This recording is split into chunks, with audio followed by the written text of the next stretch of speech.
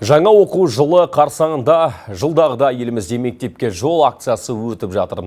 Тамыз айының бірінен басталған қайырымдылық шарасы 30 қыркүйекке дейін жалғаспақ. Биыл әлеуметтік пакеттің ең төменгі мөлшері 50.851 теңге.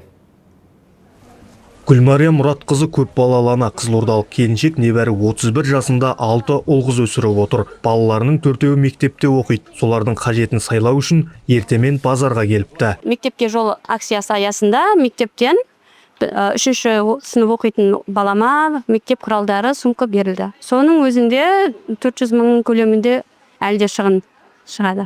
Былтырғымен салыстырғанда енді чуть-чуть айырмашылық бар, қанша дегенмен жылдағыдан 100 мың артық жұмсайтын шығармын деп ойлап тұрмын. Байқағанымыз, базар нарқы құбылып тұр. Үнеммен жұмсағанның өзінде бір бастауыш сынып оқушыны мектепке дайындауға 100 мың теңгедей қаражат қажет. Сондықтан мектепке жол акциясының маңызы зор. Бірнеше ауданда мектеп жәрмеңкелері ұйымдастырылып, түрлі тауарлар нарық бағамынан 30%-ға дейін арзан саудалануда. Бағамыз тұрақты, ешқандай қымбаттылық жоқ. Мысалы, мынаулары міне 3,5-нан, 5 мыңнан, 6 мыңнан, 7 мыңнан. Бұлардың келуі әрқайсының бағасына қарай, сапасына қарай. Қолымыздан келгенше бағасын келістіріп, түсіріп, ыңғайлап береміз.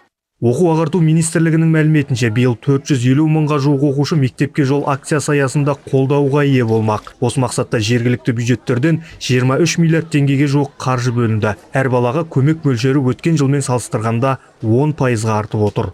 Елжас Әбділда, Төрехан Әділбекұлы, Жібек жолы, Қызылорда.